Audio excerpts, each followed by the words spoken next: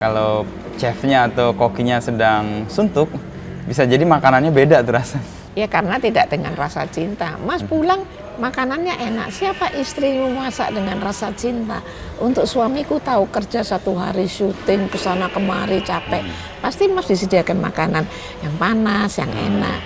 Pasti makannya Mas enak sekali. Itu menyehatkan juga. Nah, karena kadang-kadang resep suami itu bisa enak makannya, terima kasih aja enggak. Nah, sebagai sesuatu yang keren, karena apa?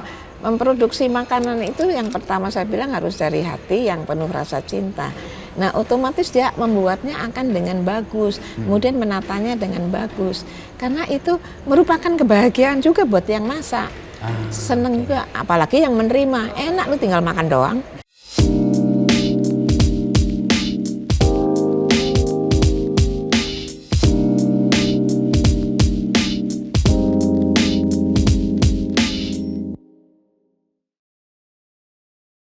Tapi korelasi kalau Ibu tadi menyebut pertama kan belajar kedokteran ya, sekarang membidangi hal yang boga dan sama. Sama. Saya juga dokter di dapur. Mas mau bikin resep apa? Mas, oh Bu Siska, saya mau bikin ini dong asem-asem yang pedas. Gampang Mas. Mas bikin sambal terasi, didihkan air, kasih daun jeruk, kasih serai, kasih jahe, udah mendidih, masukkan dagingnya dikit, dagingnya empuk, masukkan sambelnya, masukkan bumbu bahan lain, jadi deh. Dokter kan juga nulis resep. Memresep. Iya, nulis apa? Nulis resepnya. Sama, resep ya? apa? Resep makanan. Iya. Kalau mau dikomparasikan ada orang menyebut jadikan makanan itu obatmu, bukan obat makananmu. Jadikan dengan makanan buatanmu yang menggoda selera, kamu akan sehat. Ya nggak sih? Nggak perlu obat-obatan. Obatnya adalah makanan-makanan yang kau masak sendiri. Itu dia. Itu yang membuat kita juga ngerasa harus lebih hati-hati juga kan mengkonsumsi makanan. Oh iya dong, harus dicuci yang bersih semuanya, mengerjakannya dengan senang. Kalau Mas lagi hatinya sumpek ke dapur, lagi nguris bawang aja kulitnya belum hilang udah dipotong aja. Itu beda. Bisa jadi, iya. Bu tadi kan menyebut apa yang dikerjakan dengan hati itu pasti akan menyentuh hati atau diterima oleh hati-hati yang lain. Betul. Dan itu dimasakkan kerasa betul Bu ya? Iya betul. Kalau chefnya atau kokinya sedang suntuk, bisa jadi makanannya beda tuh rasanya. Ya karena tidak dengan rasa cinta. Mas pulang makanannya enak. Siapa istrimu masak dengan rasa cinta? Untuk suamiku tahu kerja satu hari syuting kesana kemari capek. Pasti Mas disediakan makanan yang panas, yang enak. Pasti makannya Mas enak sekali. Ya nggak sih?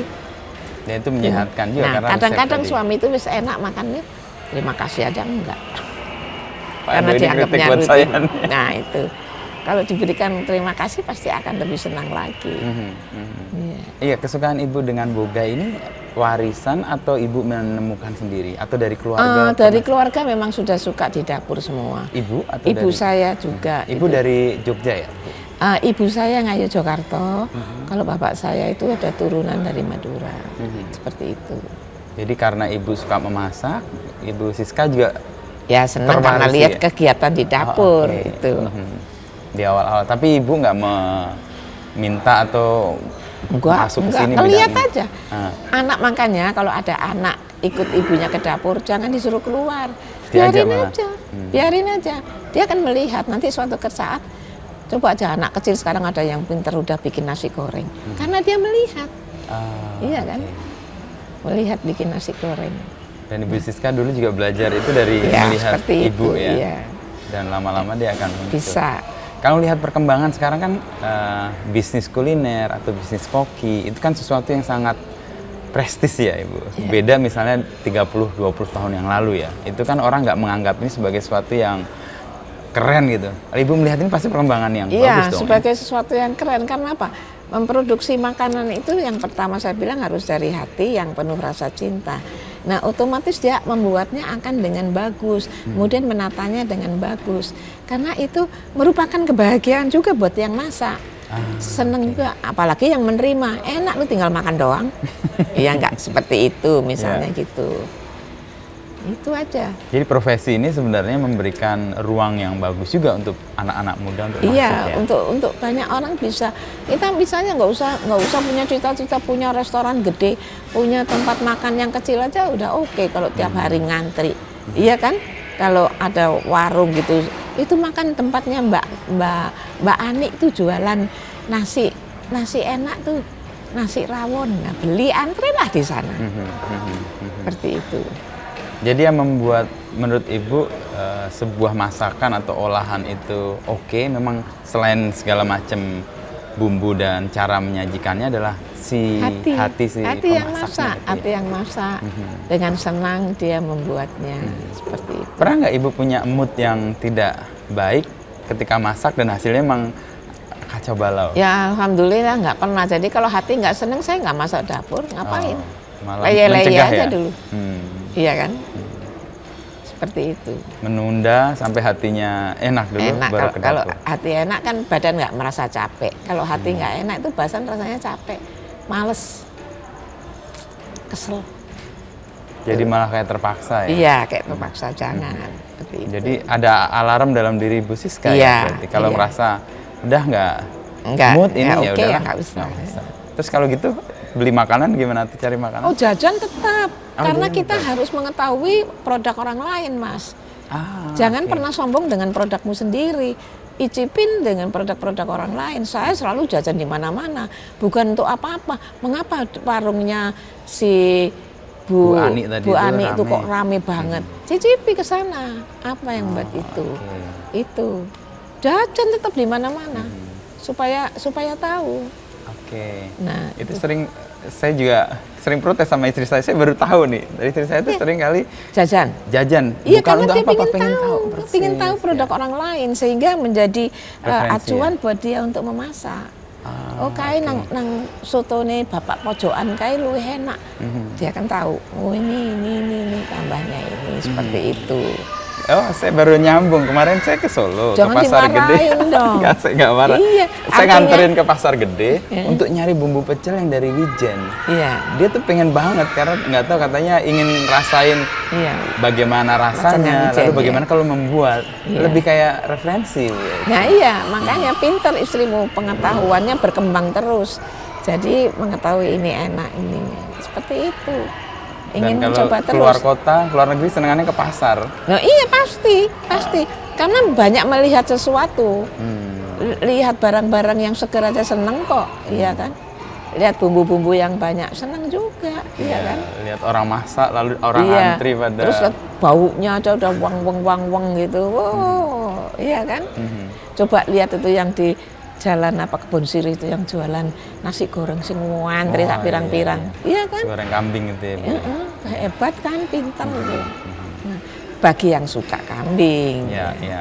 Iya. Tapi paling nggak untuk referensi kita yang bisa memasak, kita akan jadi, oh bisa diolah seperti ini ya, Iya, seperti itu iya, ya. itu. Jadi meskipun jago masak, jajan tuh nggak berhenti, Bu ya. Oh iya dong, jangan pernah sombong dengan apa yang kita punya.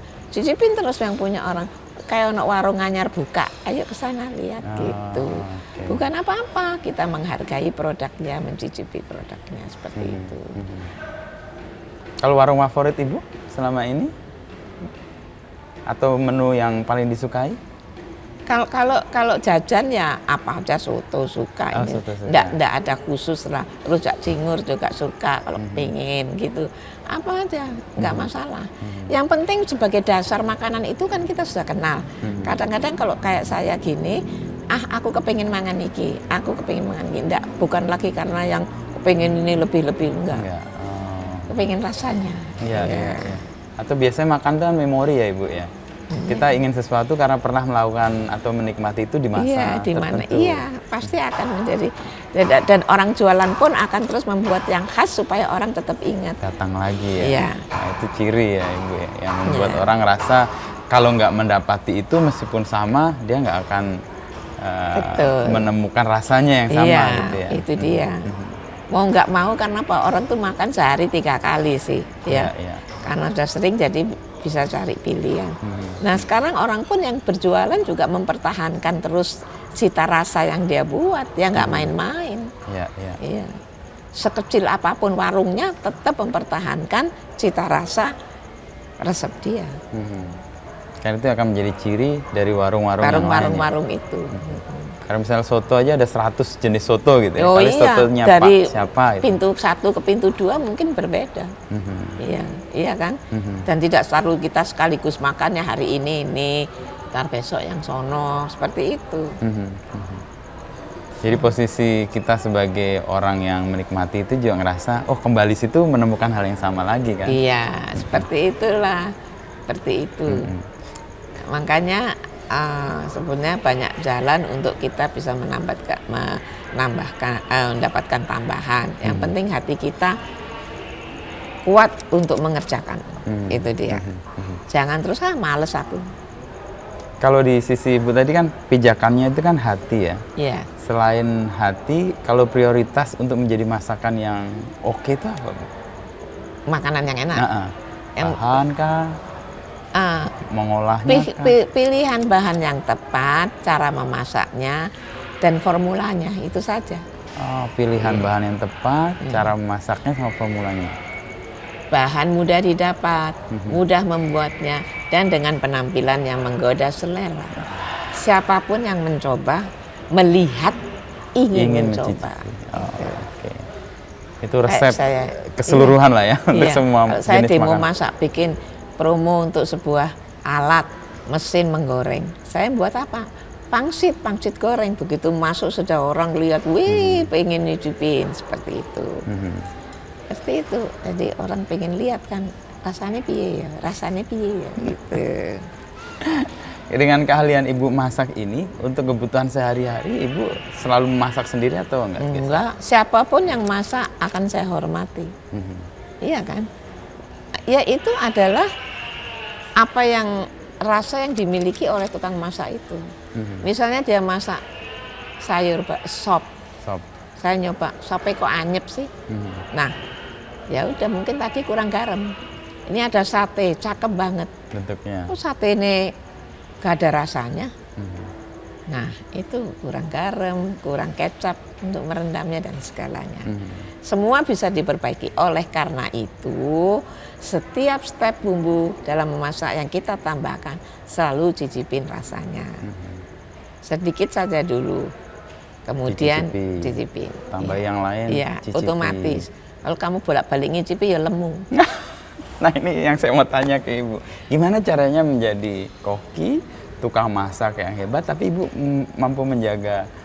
Begini, saya banyak bergaul dengan makanan kan. Kadang-kadang suruh mencicipi banyak, 10 masakan. Ingat, kata-kata mencicipi itu bukan makan. Mencicipi itu adalah paling banyak 1 sendok makan. Nah kalau kali banyak ya berapa kamu 10 makanan ya 10 sendok kamu makan kan. Seperti itu. Ingat, mencicipi bukan makan. Ya, Itu kalau yang makan mampu beda menjaga. lagi ya. Padahal oh enak, iki enak ditambahin mana ya ora iso. Tetap karena harus banyak yang dilakukan. Kalau tips Ibu tetap dengan apa kesegaran pikiran, ingatan, lalu semua ini apa yang resep dari Ibu sendiri untuk bisa tetap Saya mensyukuri semua yang Allah berikan lah. Kita nggak usah macam-macam. Kita terima saja. Yang penting kita jaga kesehatan kita dengan cara mengontrol makanan kita. Jangan sembarangan dimakan, jangan terlalu banyak. Secukupnya, istirahat secukupnya. Itu saja. Insya Allah akan terus sehat. syukur, makan secukupnya, istirahat secukupnya, insya Allah akan sehat. Iya. Itu yang berjalani selama ini Iya. resepnya ya. Nggak usah ngoyo-ngoyo, ngapain.